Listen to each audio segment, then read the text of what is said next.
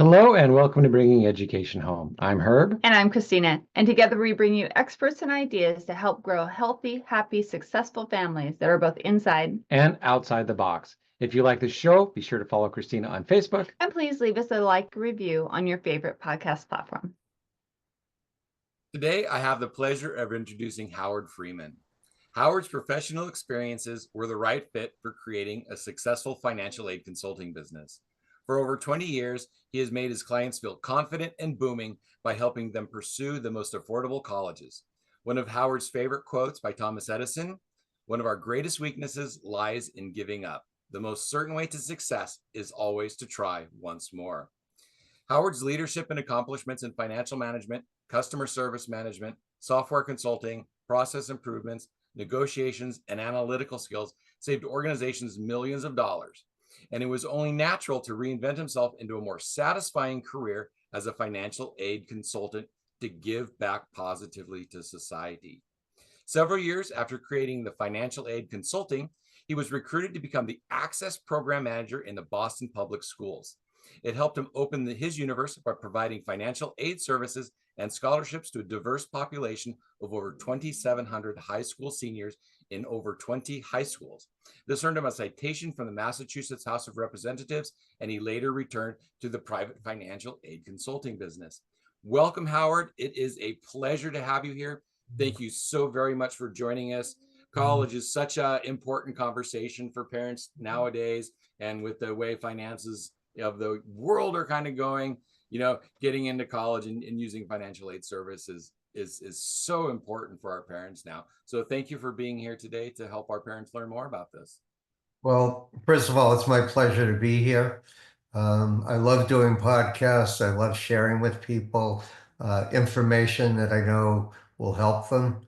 I try to be honest and down to earth and tell things as they are.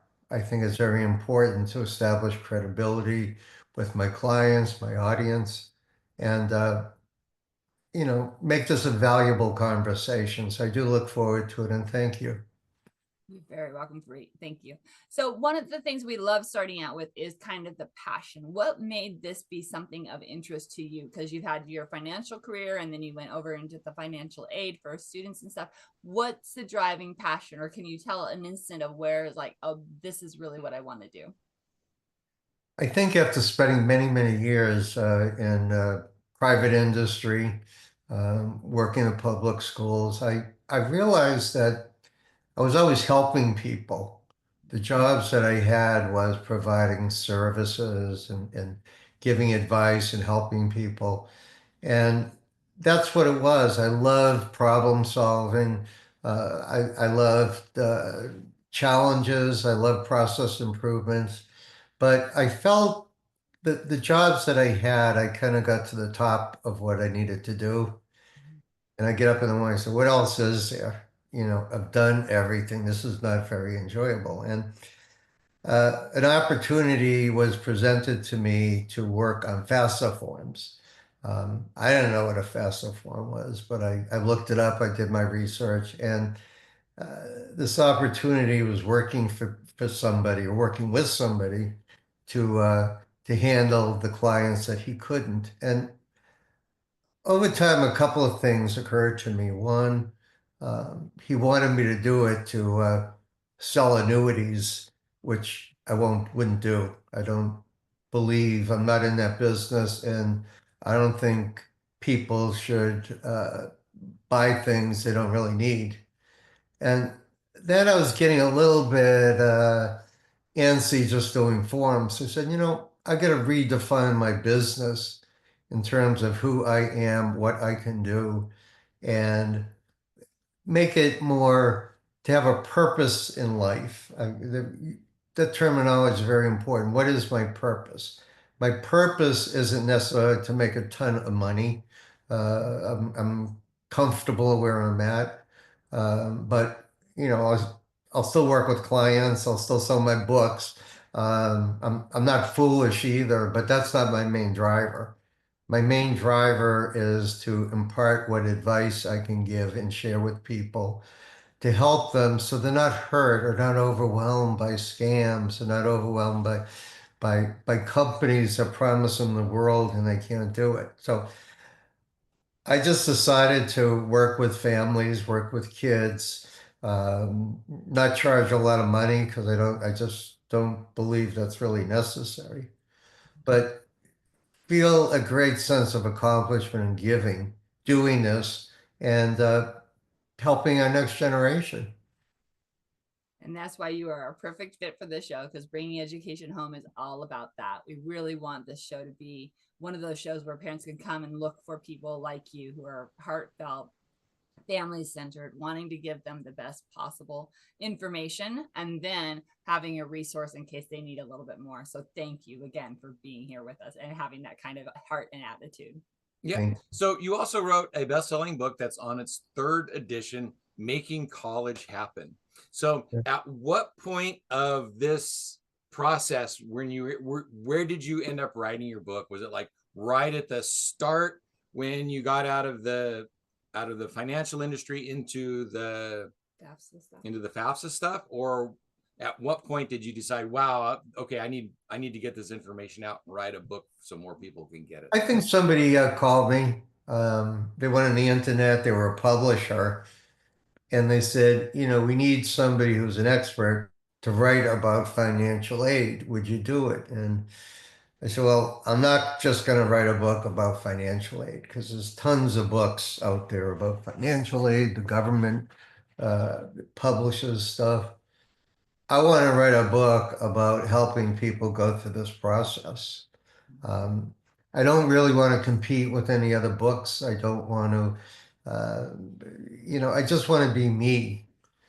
And when writing it, every edition got a little bit better. Unfortunately, the last edition, or fortunately, everything has changed with the FAFSA and everything. It's still changed. So, I can't rewrite it again because I spent too much time on it. But the purpose of the book is to help people through this process. It's almost like getting an inexpensive consultation because I start off with basically uh, optimism. From the first book to this one, I've become much more optimistic because there's a lot of people that have met parents and educators that are very negative, very negative. I can't afford college. It's too much. I'm not going to send my kid there. My husband won't spend the money. I can't do it. I can't do it. Or um, it's not my problem. So you have to kind of deal with the negativity and give people hope. Give people hope. And I put in the book um, two words, two very simple words, and I try to change the meaning. One word was yes, and the other was no. And I made yeses into you expect success. So if you say yes, you should say you expect success. And then if you don't get it, you can go to no, which stands for new opportunities. So let's say a student wanted to apply to a school that they really liked, or 5 schools they didn't like, and they got rejected by all of them. Well, it may open new opportunities, things they haven't thought about. Maybe they haven't thought about community college, or haven't thought about the military, or haven't thought about uh, going into the trades. So there's always hope, but nobody should give up hope and say, I can't get into college. It's too expensive for my child. What am I going to do? There's always ways. There's over 5,000 colleges and trade schools in the US, so I'm sure you're going to find one. And if you don't want to go to college, that's no tragedy either. Yeah, I love that. And that's part of the message that we try to give to our parents as we're talking with them about the great fit education for their student, is that yes, some kids are absolutely college bound. They want to go there. They know what they want to learn. It's a great fit for them. Other kiddos are more hands-on or have a different way of thinking. And so, like you said, the trades or the military might be a better fit for them. And then there's those with the entrepreneur spirit, and maybe they watch their parents be entrepreneurs the whole time. Is like, they don't really need a college or a standardized education. Instead, they need the right fit education for what they want to learn about and what they want to produce. So totally agree with what you said there. All right. So you talk about giving hope that people can get to college. Now, there's a lot of parents and kids who kind of procrastinate and don't even start looking at financial aid until they're seniors in high school. And then it's like, oh, hey, I'm going to go to college next year. I should probably start looking at this. That's not a very hopeful situation when they get into that. How sometimes you're going to get people like that. Some of our parents are probably going to be like that. How do you help those parents? And on the other side is really, when should they? They shouldn't wait till the last year. When is the good time to start instead of waiting for the last year? And if they do wait for the last year, how can you help them? That's a great question. I've written in my website, I have an article about it, but I think the best time to start would be before high school. And here's my reasoning. Before high school, you can kind of decide what's available to you and what it's going to take to market yourself. We'll look at a student as somebody that's being, marketed in marketing. We can look at it in those tones. So you want to build yourself up. You want to see if you can take AP courses. You want to know if you can do some community service. You want to know if you can do athletics. You can even check what colleges are looking for 4 years down the road. What kind of students are they looking for?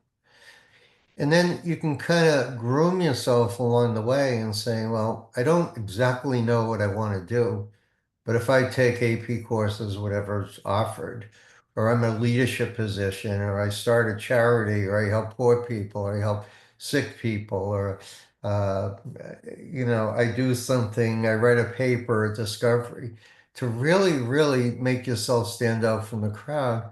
But don't get to the point, if you feel pressured to do that, you don't have to. But I think when we look at this whole process, and I'm looking at it as a buyer's and a seller's market. The student's going to buy whatever school offers them the best deal and the best education. But in turn, the school, the college, goes through a process called enrollment management. So they know specifically what kind of students do we want. Well, maybe Herb, somebody like Herb is really good. He has an engineering background. He has really good grades in school. He's an athlete, nice personality. Let's talk to him. Maybe, he may be the type of person we want in our school. So they're trying to sell you for students that have a lot to offer. They want to sell you to their school. They do it through advertising, they do it through the internet, they do it through virtual, they may invite you on campus, so on and so forth. The average student, let's kind of look at the average student, because most students are average. They have to work a little bit harder. They have to really look at, I'll take the courses, let me look into other things. There are schools for average students.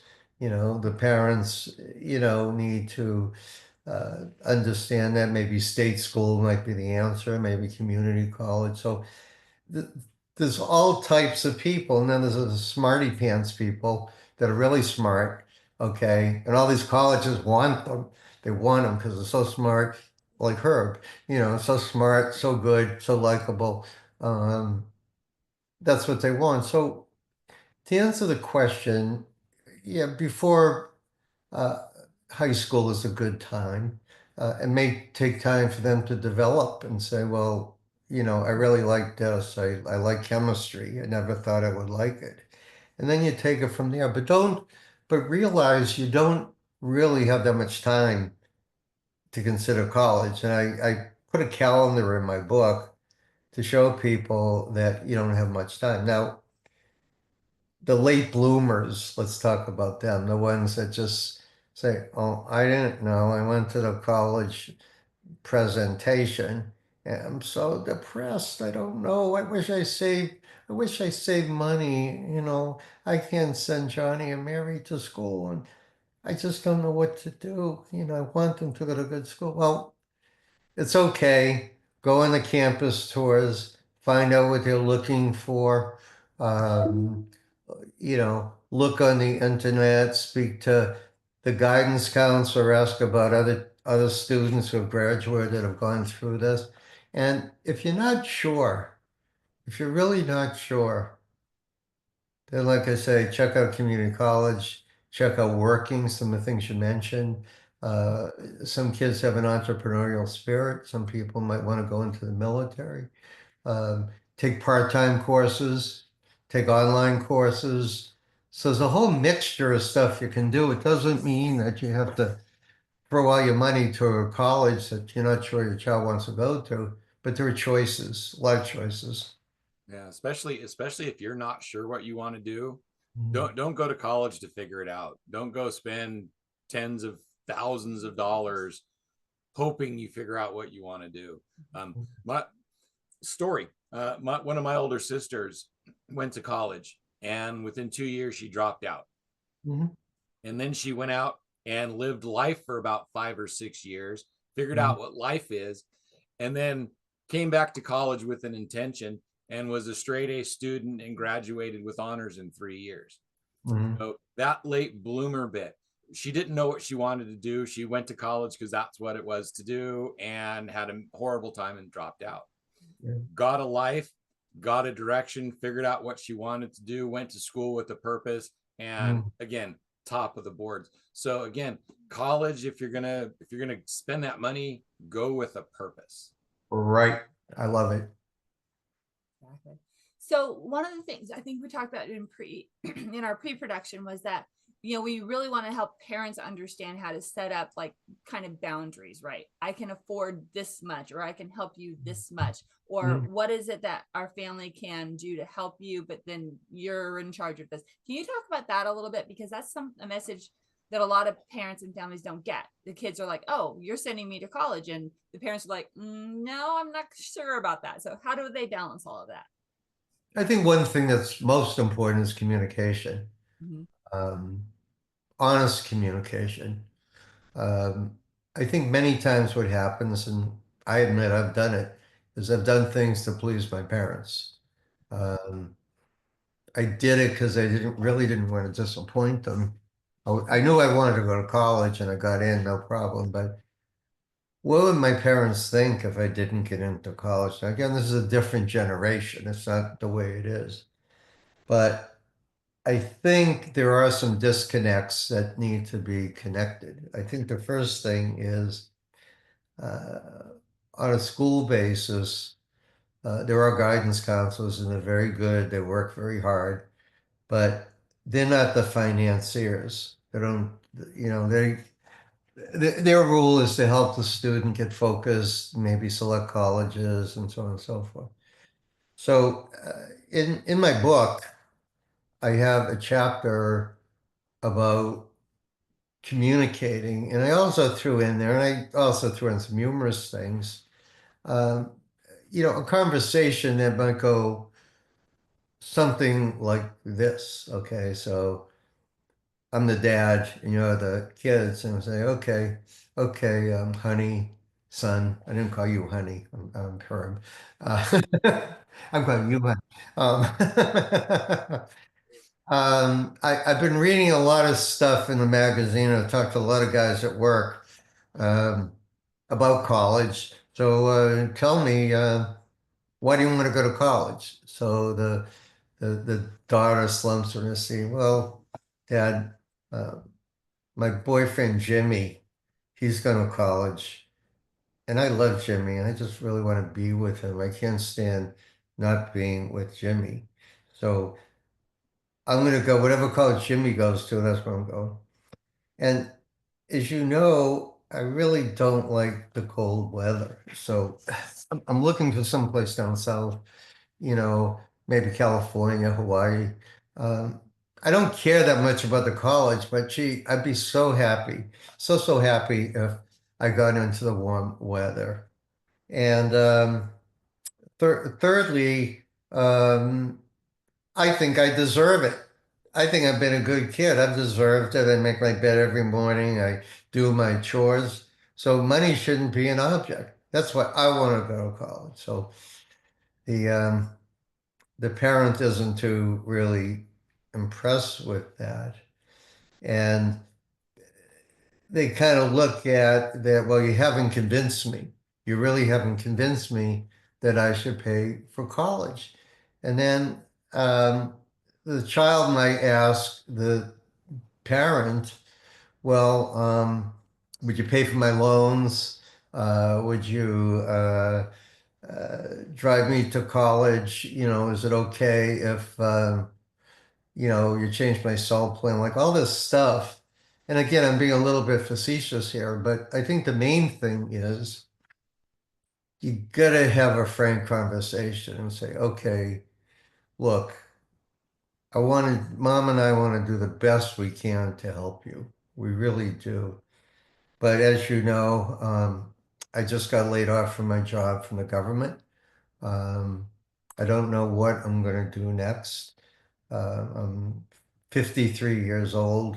Um, I have so much in retirement. Mom and I have to plan for our future, but we do want to help you. We really do want to help you. But right now, let me suggest this. If you want to go to the best college in the world and you can get scholarships and uh, go there, you have a lot of talents. You're very bright and all that, and you can do it. Go for it if you want it that much. If you know what you want to do.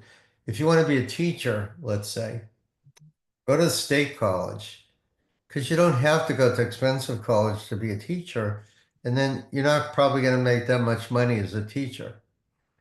If you have a uh, desire to be a nuclear scientist because you're all straight A's, you ace the SATs, you know, there's a lot of colleges that will want to take you and probably give you a full ride because you're really with it.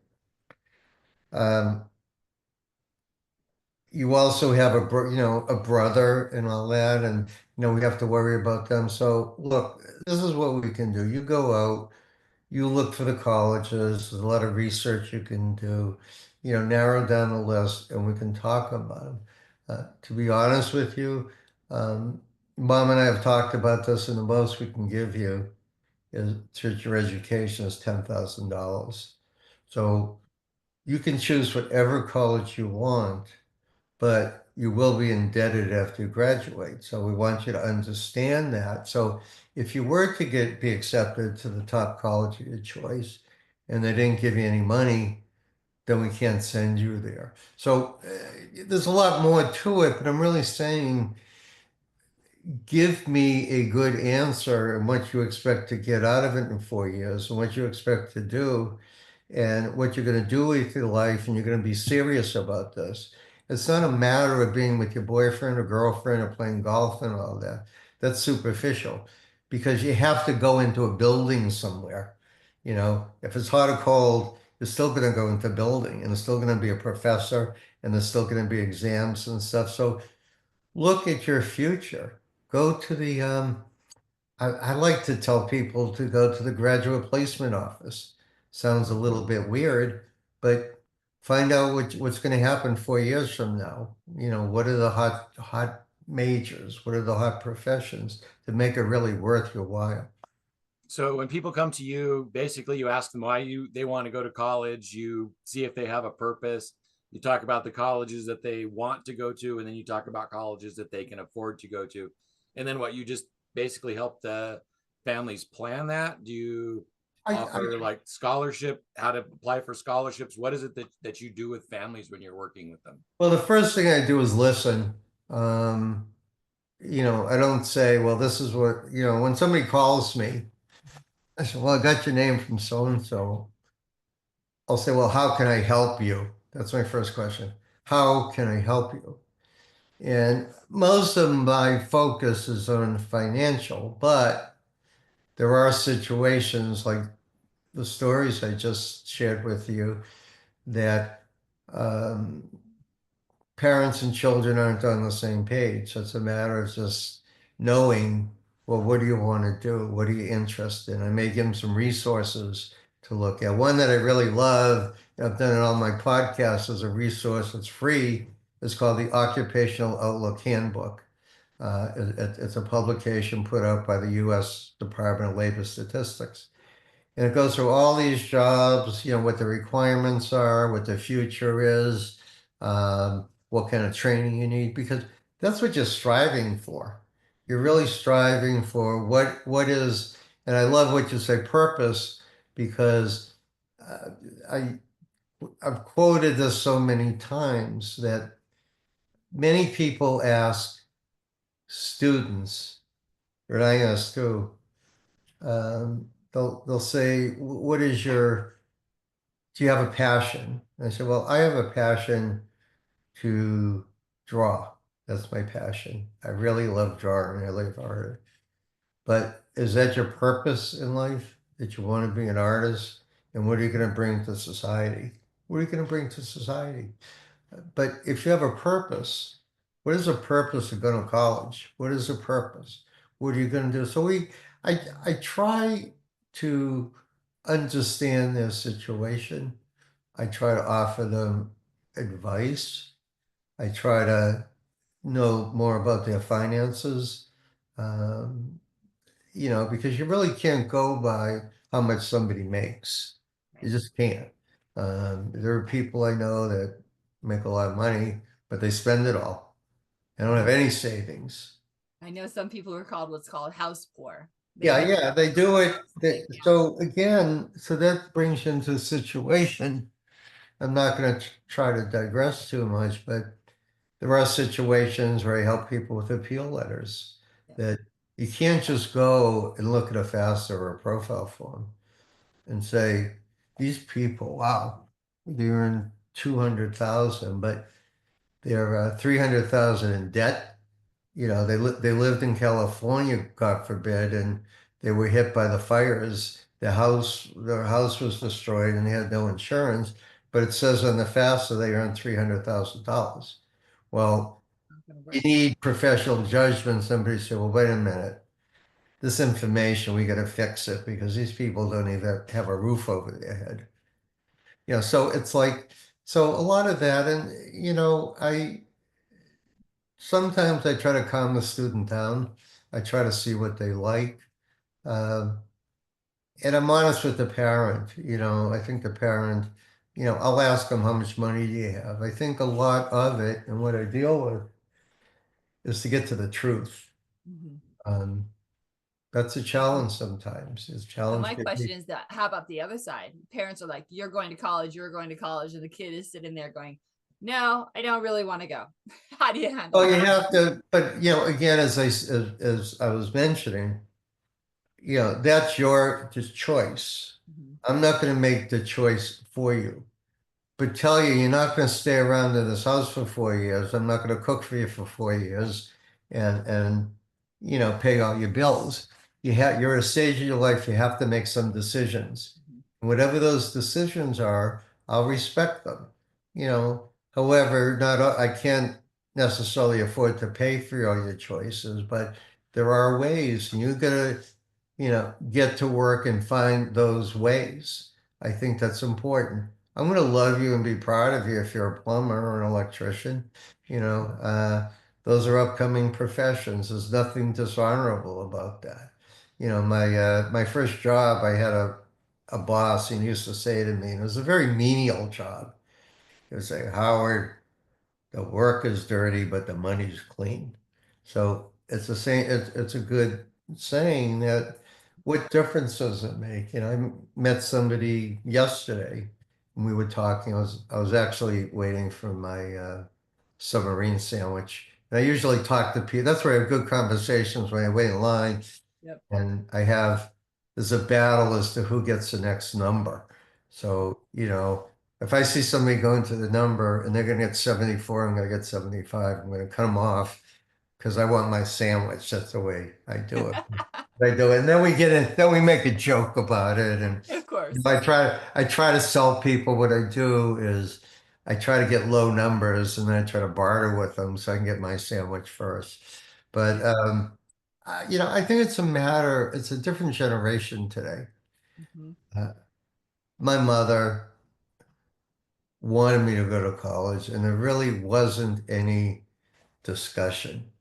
Yeah. You're going to college. Yeah, us Gen Xers, us in the 50-year-old range, Yeah. that was just an expectation. You go to school, you get good grades, you go to college. So Yeah. my generation is like, so many kids went to college without any sort of expectation of what they were going to do. Yeah. Me, I actually went to college with a plan. My plan was to find a wife. Okay, and you Seriously, found her. because I was one of those really smart kids. I got into whatever college I wanted.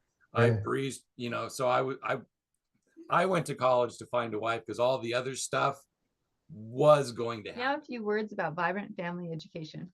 How many entrepreneurs and business owners start out on this journey to make a better life for their family, only to find that it took so much more time and effort than they were expecting that they had even less time for their family? I know I did.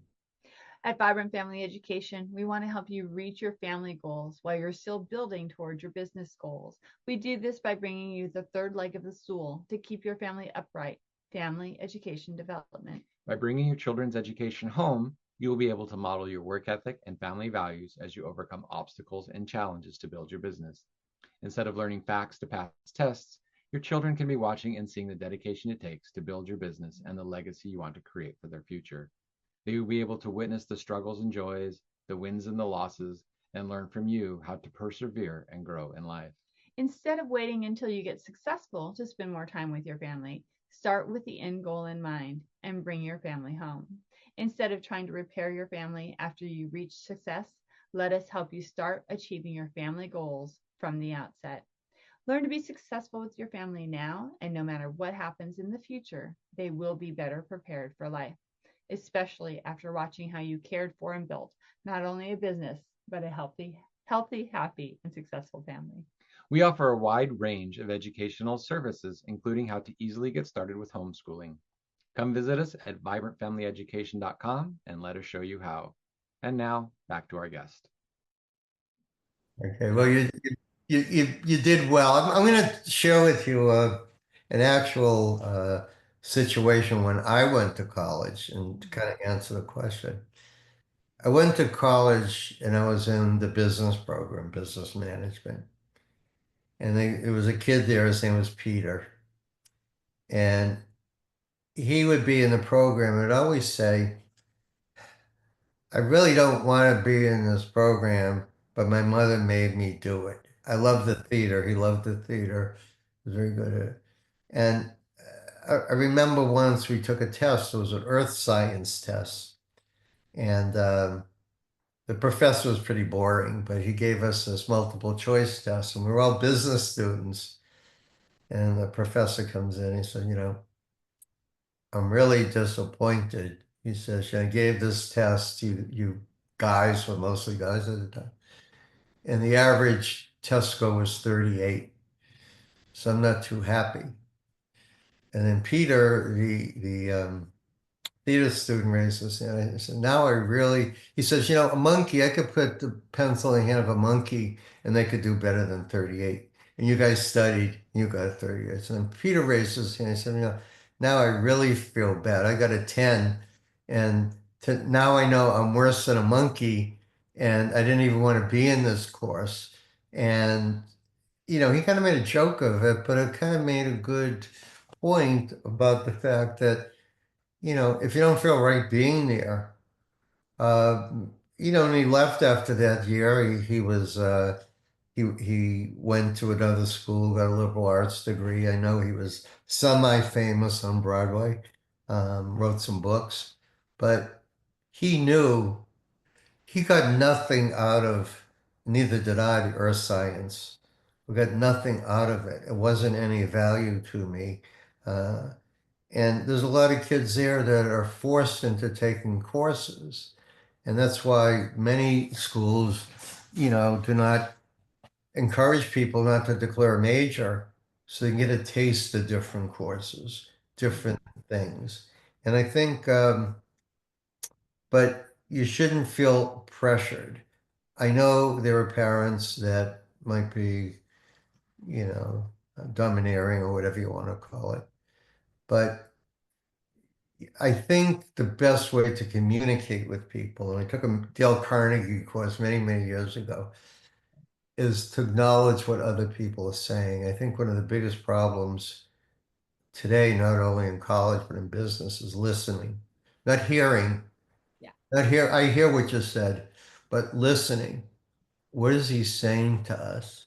And, mother and father go to bed and, oh, I don't know what to do. I can't sleep. I really was hoping Johnny would go to college. What am I going to tell the people in the country club that my kid's not going to college? I don't know. I'm so embarrassed. And, the husband turns his head on the pillow and, we'll worry about that tomorrow. It's not a problem. Because nobody really cares.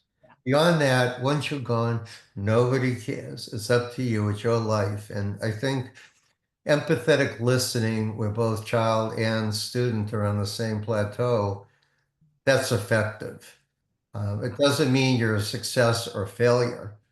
It's a matter of if you're bold enough and strong enough to make a decision and be honest with your parents. That's why one of the things we talk about with our parents so often, so early, is communication. So one of the big things throughout our podcast is communication strategies with your children, because so much of it rides there. To have a happy, healthy, successful child, you have to understand what they want and where they're going. Yeah, and put yourself, we were talking about a generation. I love my mother. I mean, there's no question. My mother was great. But I felt a little bit frustrated when I couldn't really express myself. Mhm. Like, really hard to say, I can't say how I really feel. Because maybe I'll be punished. Maybe I'll be punished for not saying it. And my mother would say, God bless her, well, don't argue with me. I know more than you because I'm older. I know more than you. You haven't gone through this. Yeah. And she knew certain things, what she knew was life's experiences, which I didn't know. But we live in a society today where a lot of people are conscious or self-conscious about their status in life. And one of those status things is, what college does your child go to? What club? Where do you work? What kind of car do you drive? What kind of house do you live in? And I think as you get older, that's not so important. It's not important. And I wish I could tell younger people, maybe I'm telling them right now, or parents, don't worry about the status stuff. It's not going to make you happy. Find things that are going to make you happy. Enjoy the experiences. Enjoy the pleasures in life. Enjoy each day to the fullest. That's really what you're going to do. And Find the the other relationship. stuff will come in hand. I mean, I don't care if I don't drive a Tesla. I don't want a Tesla. I don't want one. I can't fit in a Lamborghini because my back hurts. So even if I wanted one, I'd have to get a huge shoehorn to fit into a Lamborghini. It'd be like 2 inches from the ground. But I do have a Volvo. My wife has a Subaru. I can get in there without killing my back. But it's not important that, This was a Ferrari guy here. He wanted a okay. Ferrari. Yeah, I've driven a Ferrari a We couple still have a times. chance to get one. It's like putting a car on instead of getting into a car. It's like, Yeah, it's just like, yeah, we had one. We were on vacation several years ago, and the rental company said, "Oh, we're going to upgrade you." And they upgraded me to this car. I think it's called a Genesis. Mhm. And it was really nice looking. And I'm used to a car up here. So I opened the door and I said to my wife, how am I going to get into this thing? And literally, I slid, this is true, I slid on my back and Yep. I said, I'm not really comfortable in this thing. I know I can get in, but I don't know if I can get out. And eventually I made it. My back was killing me, but it's like I told that story because sometimes you get into uncomfortable situations Mhm. you don't plan on. Yep. It's the same thing with school, college, anything you do. If you're not comfortable, if your gut doesn't tell you it's the right thing, you shouldn't do it. And that's a lot of what we talk about with our parents about education as well. You know, when they want to try something new, whether it's going to a charter school or homeschool or whatever, it's like, you know, listen to your guts, listen to your instincts, listen to what your kid is saying about their experiences, and help them make those choices into making a right fit. And if it doesn't work, awesome. Pivot. If it doesn't work, fail fast. Pivot. Yeah. I mean, you don't. Fast is like, this isn't going to work. I don't like this. Okay, let's go something that's going to actually inspire me to learn instead of forcing me through something I don't like. And I think that's one of the things that I really emphasize is networking, networking with your peers. So if you had a chance, you went to your guidance counselor and said, you know, I'd like to talk to somebody that went to XYZ college. Can we connect? Can I maybe go there, stay over a night? You know, maybe I should check. Is there a way of checking with the alumni? Is there a way of checking with somebody that you know that's in a certain profession? But you can't rely on your parents for everything. You have to kind of let go, learn to be self-confident, learn to speak to people, learn how to communicate, learn to write and you know, write well and send thank you notes to people, you know, get their business cards. And these are things you learn as you get older. But I think the important thing is engagement and expanding your network of people that can give you good advice, and make you feel you've made the right decision. But you're not going to get it by sitting in your bedroom or you know, watching sports and all that. You know, you should do that. It's important to do that, to have some fun, to laugh. You know, you got to do that. In this mix, you can't get so serious that it's driving your life. So have some fun, enjoy yourself, but also realize you have a responsibility, and how you handle that and how you handle stress is up to you. I love it. And on that advice, I'd love to say thank you so much. This has been such a great conversation. And I love the way that we've woven through, you know, the parent side, the student side, tips on getting into and getting information around colleges and finances. This has been wonderful. So thank you for all of this information as we've been going through this hour, that almost hour that we've been together. So thank you so very, very much. So, you know, families, take all of these nuggets, take all of these things that we've talked about, and don't just put them on your shelf, put them out there and use them each and every day and help your child make that great choice. Right. And, you know, we've been talking, is there something that we didn't cover that you normally like to talk about? So, hey, man, I would have liked to have said this today. Is there something that you're going to wish you'd have said after we leave that you would like to say now? No, you know, I do want to mention my book and Making College Happen. It's on Amazon.com. It's a good read in terms of really, you know, knowing more about many of the things that I've discussed. You know, I do have a website which I'd invite you to read. I have over 30 articles that I've written, and in the process of updating those and my podcast, and that's financialaidconsulting.com. And on that website, if you feel like contacting me, I would welcome hearing from you. I'm not a high pressure person. I don't pressure people. If you want me and need my help, as I said earlier, I always ask, how can I help you? And I understand what parents go through. They're at a very vulnerable time, and I don't want to hurt them. I don't want to hurt you. I don't want to take a lot of money from you. I just want to help you. And my greatest gift is saying, thank you. You made a difference in my child's life. Thank you. And I said, that you made my day. So that's how I feel. And I'm very blessed and thankful to have you do this podcast. And I hope of the many things I've said, you know, it'll help the people that listen to this very, very powerful podcast. So thank you. Awesome. And thank you. Yes. And all of that information is down in the show notes, because that's what I was going to mention next. All of Howard's contact information. If this is a good fit for you, if you said something's like, man, I really need to know more, please use those show notes, contact him, and let him know that you appreciate the show.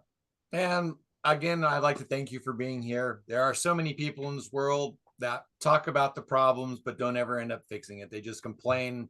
They do that. Oh, I can't afford that, but they don't ever actually go around to trying to figure out how. And you help people do that. So you're on a journey of helping people, and that's a hero's journey. So you are a hero instead of just sitting back and letting people suffer. It's like, here's a problem, I'm going to help them. And that makes you a hero, in my opinion. So thank you for being on our show. Thank you for being here today. And thank you for making the world a better place. It's my pleasure. Thank you. All right, audience, you know what to do. It is time to hit that like, hit that share, help other families find this podcast so they can find these wonderful resources that we've curated for you and your family to have happy, healthy, and successful children. Until next time, bye for now. Bye for now. Hello and welcome to Bringing Education Home. I'm Herb. And I'm Christina. And together we bring you experts